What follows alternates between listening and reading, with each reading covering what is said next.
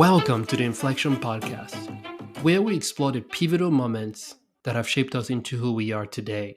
I am your host, Anabi, and I can't wait to dive into these moments with you. Let's get it.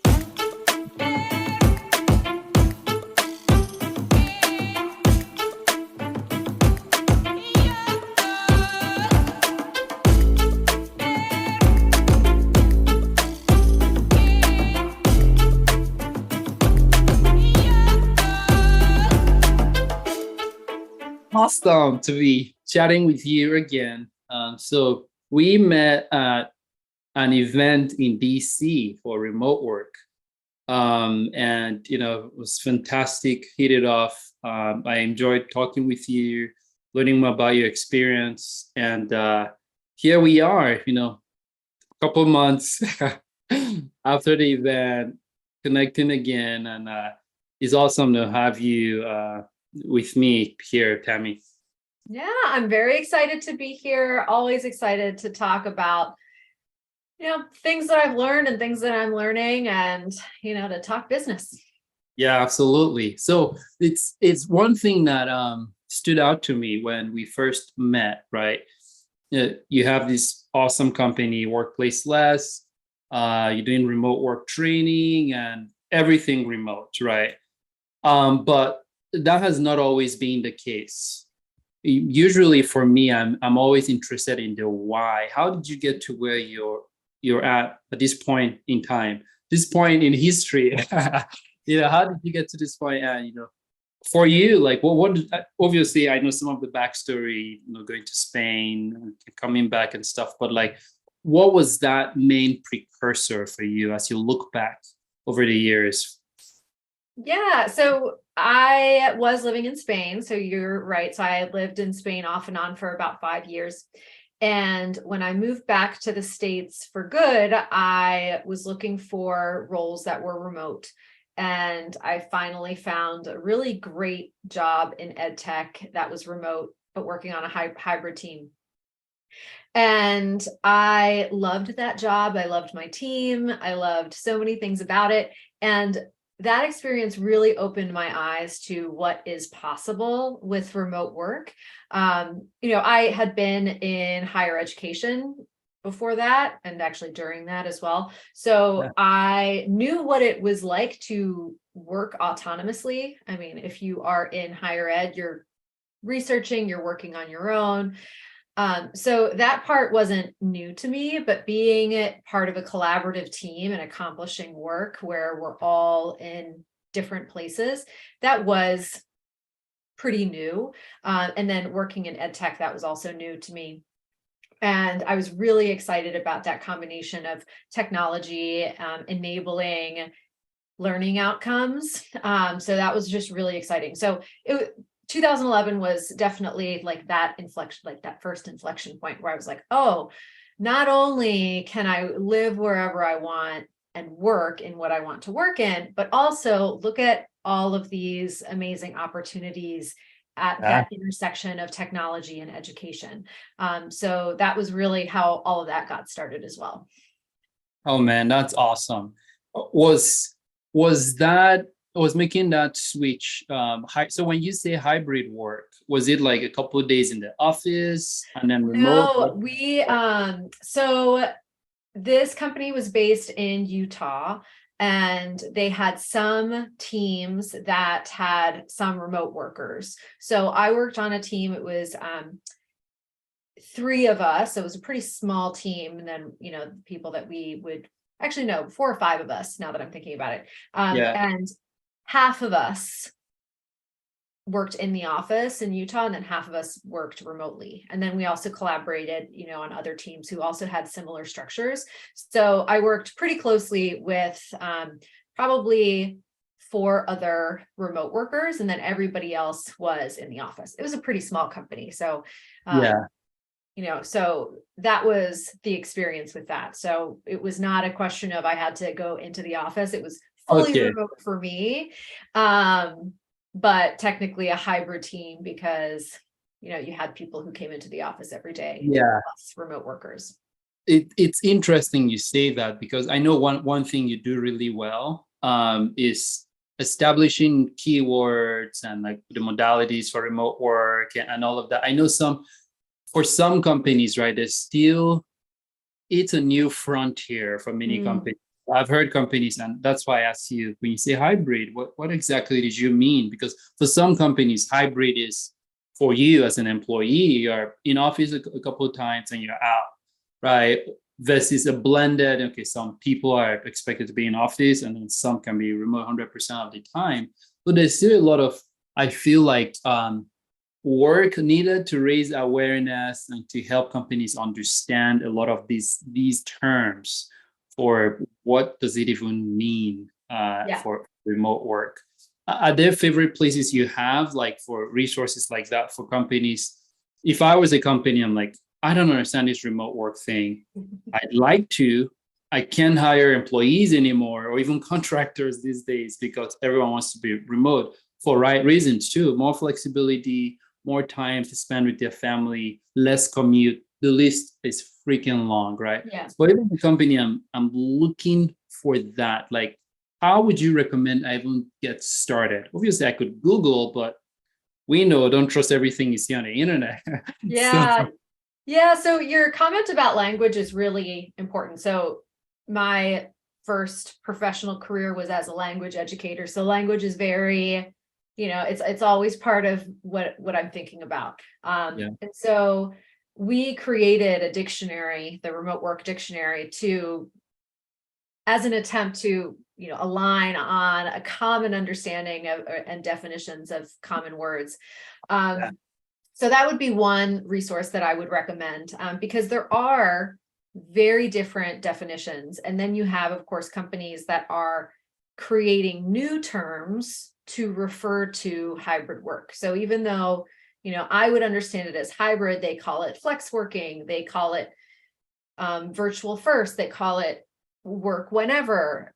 So there's a lot of variables at play, because you have people's different interpretations of what those standard words are, but then also there's a little bit of a branding intention, because companies really want to portray their way of working as like completely unique, and so they're resisting that like aligned language because it doesn't play into that employer branding priority. So it's challenging. So then, for organizations that aren't necessarily trying to like create an employer brand around the working experience, definitely the remote work dictionary can be helpful, because it provides that standardization.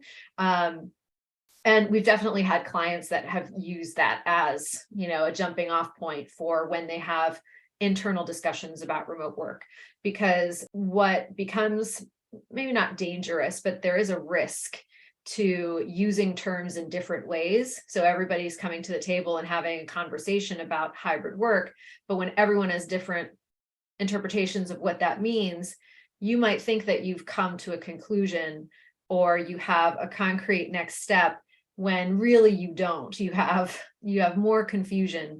And so aligning on that language and what you mean by the terms that you use is really a first step in defining your vision for the future of work. I love it. Thank you. That's super helpful. The remote work dictionary, a link to that is something we'll add to show notes later on. I'm sure many companies would love, like, heck, I would love access to remote work dictionary. So that's super helpful. Thank you so much, your team, putting that resource together. Tied to remote work, another thing that I see is almost on the periphery, but it's making its way. I've been seeing it in news articles and blogs. 4-day work weeks. It's something I'm hearing some more about. I'm curious, is that something you have thoughts on? You've seen more of, like, and again, open-ended, just thoughts on that. Yeah, so actually our latest blog post, which I'll have you share also in the show notes, is about the 4 main types of workplace flexibility. So you have location flexibility, and then schedule flexibility, PTO flexibility, and then job flexibility. And so within schedule flexibility, you have options like that condensed work week. So whether it's 4 days, 4.5 days, and then you also have like non-linear work days. So that's where you can accomplish your work at any point during the day. There's no set core hours like 9 to 5.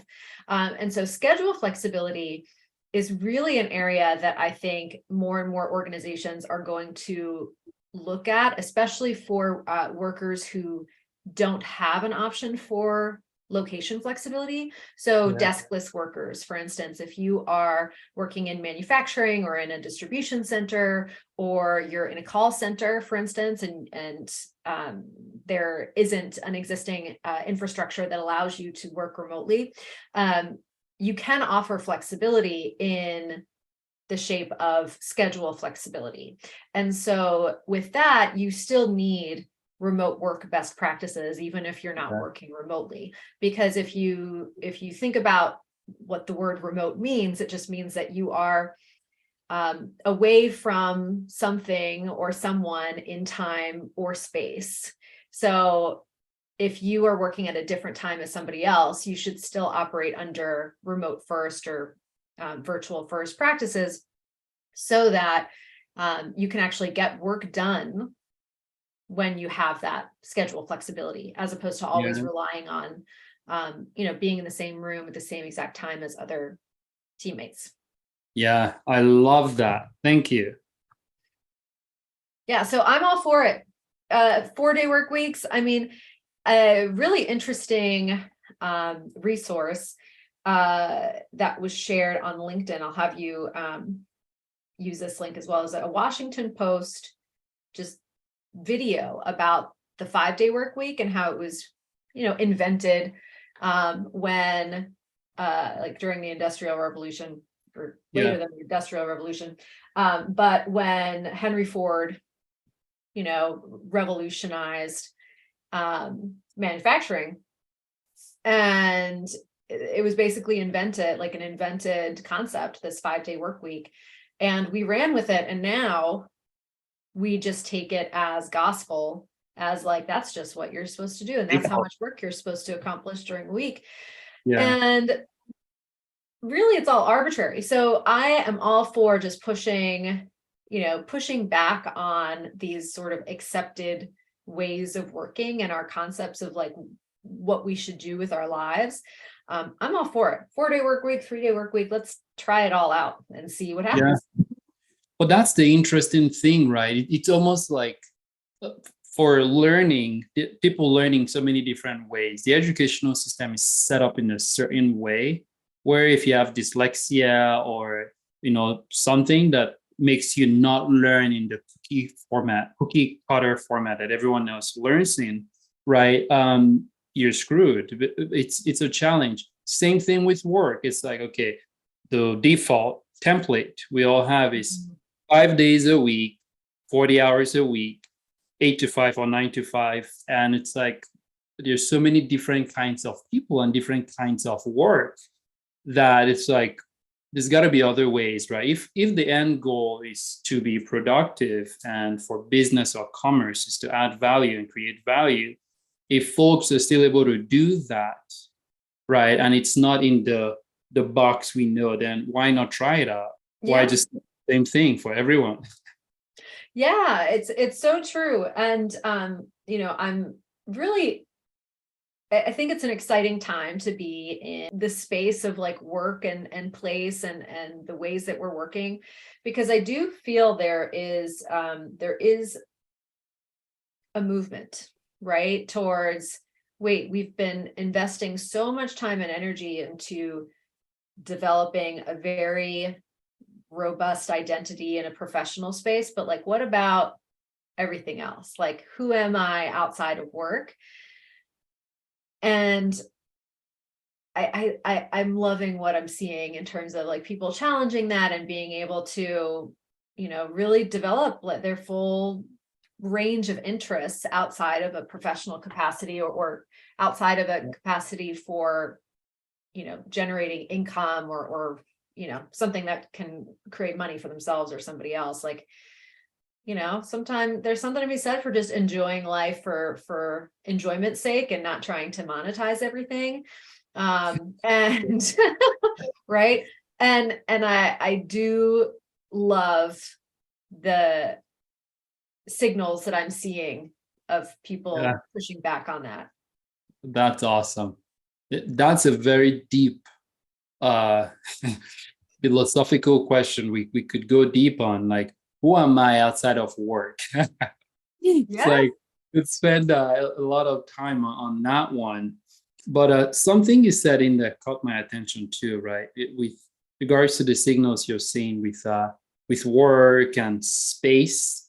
And one concept, we talked about this at the remote work conference, and I've seen things on it as well, is third space. Mm-hmm. Concept or the idea of a third place, a third space, which is not your home, it's not the regular office or HQ or whatever, or you can still step in there to get work done. And that's something I'm interested in. For me, a lot of the third spaces are coffee shops, for example, co-working spaces.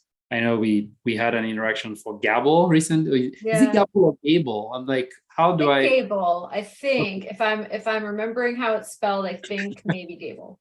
But Gable, yeah. I've never heard it said, that company's name said out loud. So I'm hoping Right? we're pronouncing it correctly. Either way, I'll put it in show notes because it's a very interesting company that's enabling that for mixed use, flex workspaces or third space. Is that something you're seeing more of as well, like with the third space idea? Yeah, definitely. I think, workplace flexibility is about flexibility, and not everyone has the space at home to, to designate a workspace for themselves. Some people don't want that in their home. And remote working and that flexibility should be open to those employees as well. Yeah, And so I'm all for just flexibility and letting people decide, letting adults decide where they work best, and where they're going to be able to bring their full selves to work, and where they're going to get a lot of energy. So technically I'm an extrovert, but I definitely prefer to work on my own, and I get very distracted by people around me. So I personally would not seek out a co-working space unless like for very short amounts of time or for a specific reason. Like I can't even think right now of a task I would want like people noises around me. I just don't think I would want that. But for so many people that brings them energy. They like that feeling of being a part of a group. They want that energy around them. They like the the background noise. And so they should be able to work in a place that offers them that.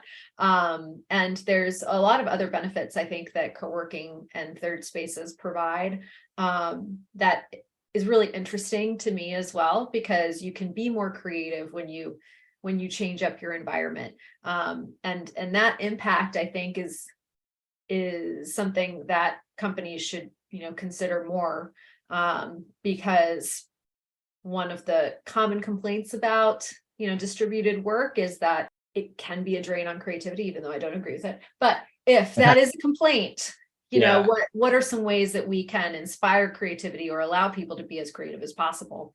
And having that option for a third space, I think, is one yeah. possibility. I mean, in my own anecdotal experience, I do have a workspace at home, like an office space, but occasionally it's nice to step out, maybe on days where I have no meetings or super light on meetings, where it's just that an office space brings camaraderie and like you Mm, said, meeting other people.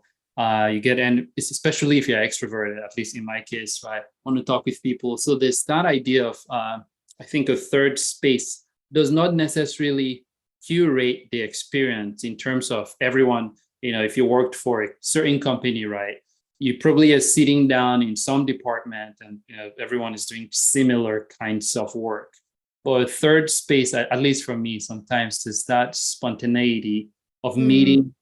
There's the attorney, there's the accountant, there's the creative director from some agency, there's the marketing director, there's the developer. So you meet people from different, professions and stuff. And for me, that's really cool because I get to, it's almost like a cross section of, different careers, and I can just like, oh, awesome, all in one place. I didn't have to it's work sort of hard. like, it's sort of like LinkedIn, like IRL, right? Yeah. You're just like among a bunch of professionals that are in all sorts of different industries and at different points in their career. And that's a wonderful thing, especially, when it comes to developing social capital and also in understanding what opportunities are out there for Absolutely. careers or roles. Yeah. But one other thing I think of, right? AI is all the rage right now. We're hearing about AI. I'm sure it's going to have far-reaching ramifications for even the world of work, remote work as well. Are there things, I know we've chatted before about AI tools. There's so many AI tools now. ChatGPT, seems it's on the news every other day. You have pseudo-write for writers. You have I forget what it's called. It's something type. I think it's for copywriters, maybe copy AI or something like that. Yeah. So there are all of these tools now. Like from where you sit, from your purview, what are immediate, ramifications you see AI having on remote work? So overall, I think it's really positive. I think a lot of these tools, so one of the things that we really focus on at Workplaceless is developing the skills and habits to adopt asynchronous communication and collaboration. So in our view, async communication really enables flexible work, because when you rely on async, you can get work done and be productive, even if you are not working at the same time or in the same place as your coworkers. And so async first is really critical to making sure that flexible work is a true reality. And AI, I think, has a lot of potential to improve asynchronous communication and to make it easier for people to practice it. So for example, documentation. It is not fun to be the one always recording like the minutes and everything for meetings, for instance. A lot of people just don't document because it is time consuming. And so AI can really keep that from being as time consuming as it is without those tools. So I think that a lot of these tools will make async first practices more accessible. It will then make it more likely that leaders can make that leap to an async first approach, and it will get people to buy in more quickly, which is really critical to driving a change of that kind, team-wide or organization-wide. Yeah, absolutely. And speaking of AI tools, makes me think of tools in general. One of the things I wanted to talk about, right, is you've been in business for many years, over 6 years, and you've been able to scale your business. You've been able to stay in business, which is really hard, right? Over 80% of businesses in the US fail. So you've been able to stay competitive. What has that looked like? I would assume your business has morphed over time and grown. So the question is twofold. I'm curious, like, what has helped you stay competitive as a business owner? And then also advice you might have from your anecdotal experience to, budding entrepreneurs who are trying to either start or survive. Yeah. So what are some of the things? Let's see.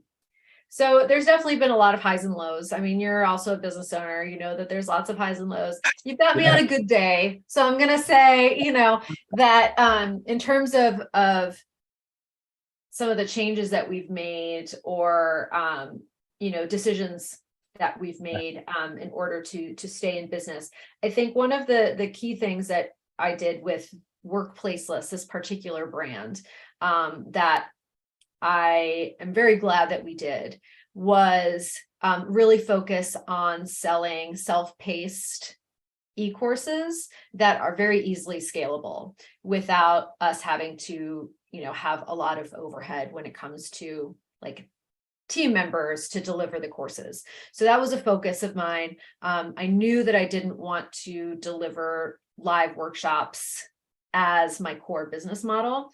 So really investing in infrastructure and the tools to be able to deliver those self-paced courses has made a huge difference in our success versus, what would have happened if we had only focused on live learning sessions. So we used to offer live workshops in addition to our e-courses. And we looked at our numbers last year, and we realized we are spending a lot of time and energy in delivering these workshops because we had a lot more admin work. We had to make sure that we had facilitators to deliver those.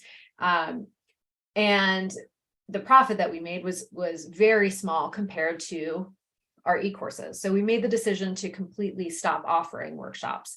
So the first thing, was building our business model primarily around the self-paced e-courses, but then still offering those workshops. But we made that decision to just focus on e-learning, which has made a huge difference in, in our overhead costs, but also just in my workload as a business owner. And then also my husband's also a business owner with me. So we own the business together and we run the business together. And so that was a huge decision for us. And we did not take that lightly. But in terms of, reality check for us in terms of like, where were we actually going to grow? Were we going to grow this to be like a huge company? No, that was never our intent. And that was, not something that we wanted to pursue. And so the reality of it was, if we are hoping to make it, not super labor intensive, what are some of the changes that we can make? So that definitely has been, it's been a big shift for us, but I think it's been a really good shift for us. And then for the brand itself as well, because we are now so hyper focused on the courses, it's actually made the sales process a lot easier because we've pared down what the products that we offer. So it can be very, very clear cut what we're recommending to our clients. So that's been great.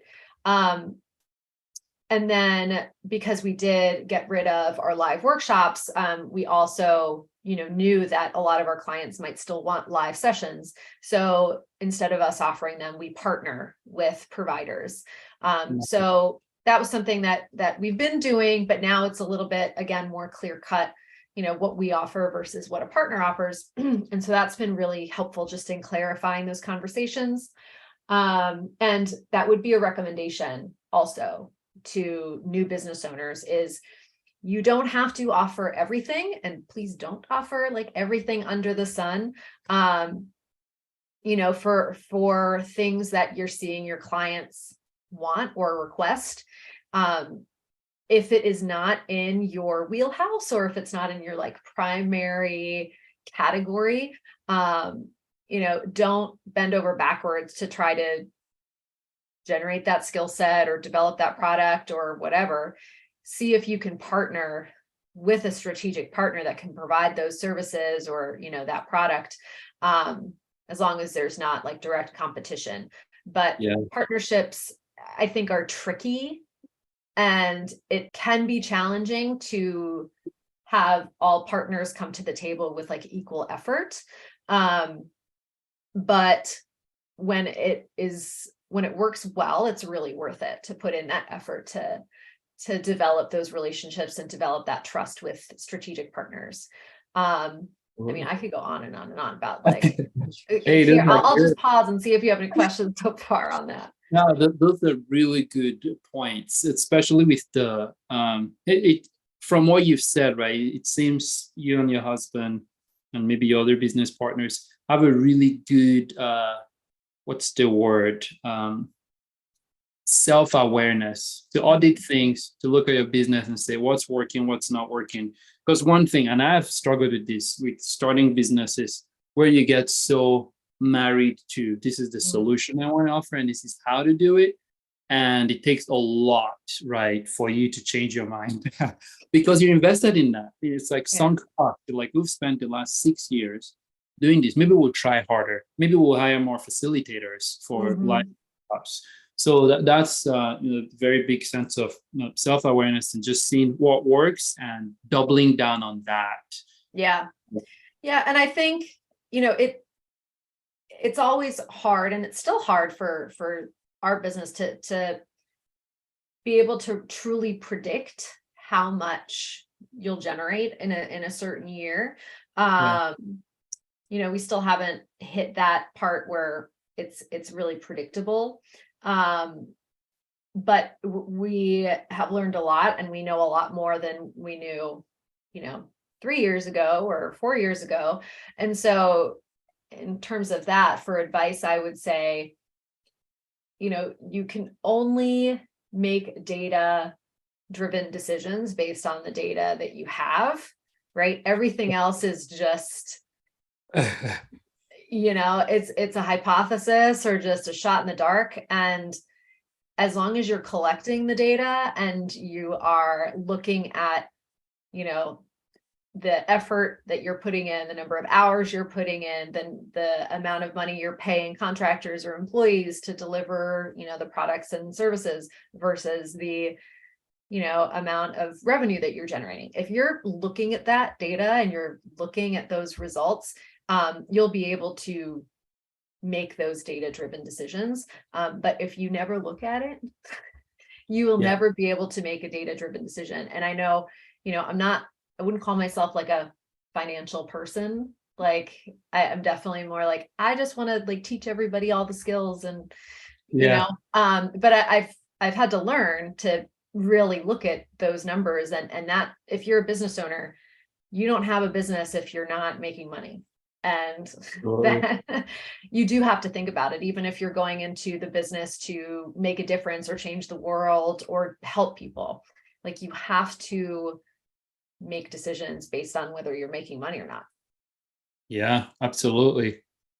Otherwise, you'll be out of business, and then you can't do the things you set up to do in the first then you can't place. help anybody, right? So it can be like an icky conversation, especially for people who a lot. I work with a lot of like former teachers or people in education, and definitely for that crowd, it's like very hard to talk about money and making money and all that. But you have to, because otherwise, you just are not going to, achieve your goal, which is, if you're doing the work of going into business for yourself, it's hard. It is tiring. It is lonely. Like there's all of the things. So there has to be a reason that you are building a business instead of working for somebody else. And that has to be that it is better than working for somebody else.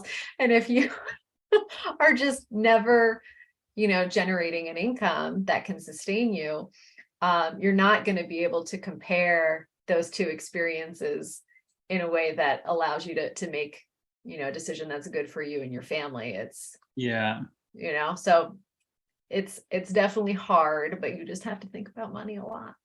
Do you have a favorite tool for doing some of that analysis, if any, or if you? We could also put those in show notes. I mean, just QuickBooks. When I first started out, so I started my business in 2012, and I was just doing like consulting and was really just learning about what building a business meant. And the only reason I started the business actually was because I took a full-time job as a professor, and so went part-time and did consulting for my former employer, the edtech startup. And my boss there was like, well, if you start an LLC and then, you can have other clients. And I was like, I had no idea that starting a business is like as simple as paying $50 to the state of Virginia. Yeah. And it really was that simple. And so that was really how and why I got into the idea of starting my own business. And that was really exciting, because there were lots of opportunities. But I had no idea really what I was doing. And I started using FreshBooks for accounting. And I used that for a long, long time until my husband joined the business, and then we got QuickBooks. That was a few years ago. So Yeah. Yeah. So Awesome. QuickBooks is the tool. I don't use anything like not super fancy. And it's, No we have a crazy. pretty straightforward business model. Yeah. So we don't have like a ton of like like our books are not complicated. So it's pretty easy to look at like, the revenue we've generated and then our expenses, and then be like, okay, that's our profit. So no crazy forecasting modeling tools. No. I mean, if I go down that rabbit hole, that could be really interesting, but no. We just look at like historically, like what we've made, and we make some educated predictions about what's to come. But we don't really predict past like a year from now, just Yeah. because. Really, how much of that can you predict? So much is changing anyway. Yeah. And for us, we're a small business and it's just us. So, for us, that works to just, look at a year from now. For organizations that are looking to scale or are looking to raise funds, they, would need a more complex like forecasting tool to help them like really predict where they're going. But for our purposes, what we do works. Yeah. Which leads trustingly to the other thing. You've put together a really awesome resource, which I have bookmarked, Small Stacks. And could you kindly share? Obviously, I know, but thought process for that. You've been in business for a while. You've used a crap ton of tools, many promising you a little, like, hey, you're gonna pay this amount, then you use it and you realize, crap, they have 1 million upsells in the tool. So you put this awesome resource together. Could you elaborate some more? This will be in the show notes as well. Yeah, so Small Stacks was born of a problem that I had, which was really getting a clear understanding of how much tools cost.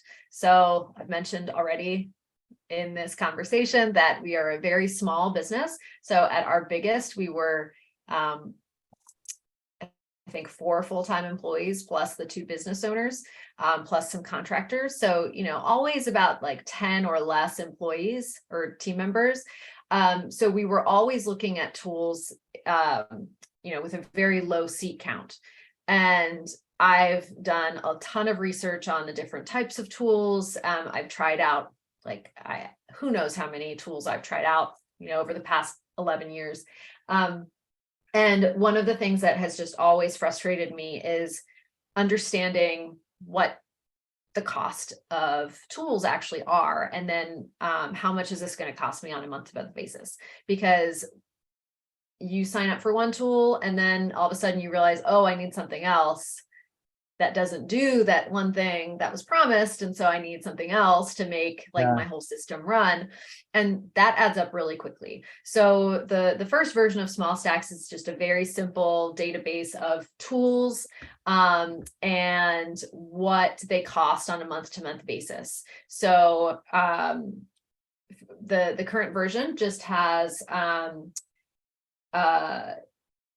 the tool name and whether there's a free tier, and free means free forever, not a free trial. So, can you use this in the long term and pay zero money or $0?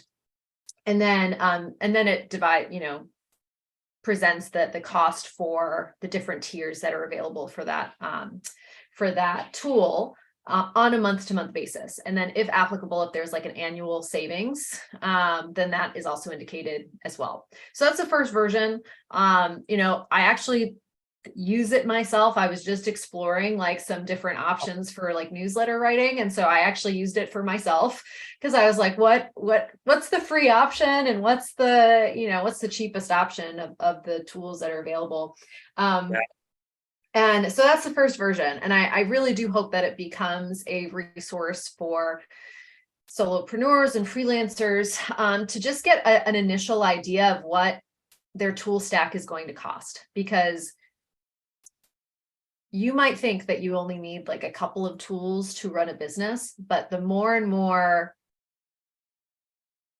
that work just becomes primarily online and digital, the more tools you're going to need to run that business. So you're going to need like a project management tool, you're going to need a CRM, you're going to need a calendaring tool if you have any kind of like face-to-face or synchronous meetings, or even if you charge like consulting hours, you're going to have to coordinate times. It just all adds up. And you're going to have to do research on what is best for you.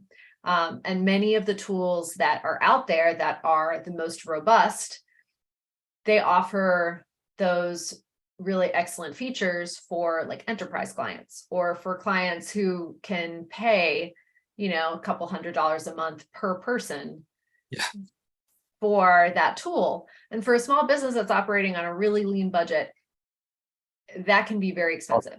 So an understanding of, what you get, what you pay for, and what you get when you get an online tool or, a SaaS product to help run your business. I think that kind of education, is definitely something that I've struggled with, because I've wanted more education about that myself. And when talking with other business owners there, I definitely, knew that there was a gap there. Yeah. This is fantastic. I'm very excited about this database you've put together, because it's something I can share with other small businesses, solopreneurs, founders that I know, because exactly this is a problem that we come across very often, where you're looking for X tool to do Y for you. And there's so many options, even the time spent on research alone, and then maybe demo or free trials, that's a lot of time. So this helps with that, where I can go in one spot, I can look at the pricing, and maybe in further iterations, I think you're adding a calculator or something like that. That's the goal. Yeah, I want to add a calculator that allows owners or decision makers to calculate the cost of a given tool stack. And then, based on suggestions from you, I definitely also want to include some tutorials or some educational content on how to use tools, and also have just a basic how to set up a tool stack, and what are the minimum tools that you need for, XYZ role that you might want. So there's a lot of opportunity, I think, for helping small business owners, solo operators optimize their operating system, because that's really what it is. It's, they create their own operating system, and they need to make sure that it's the most efficient, both in terms of time as well as money. Yep. This is fantastic. I love it. Any other call outs you have, like for things you have coming? I know you always have exciting things you're working on. Small Stacks is one right now, and Workplaceless keeps innovating with the programs you have. What, apart from Small Stacks, what are you excited for? Oh, it could be Small Stacks. That's fine. Yeah, well, I'm really excited about Small Stacks for sure.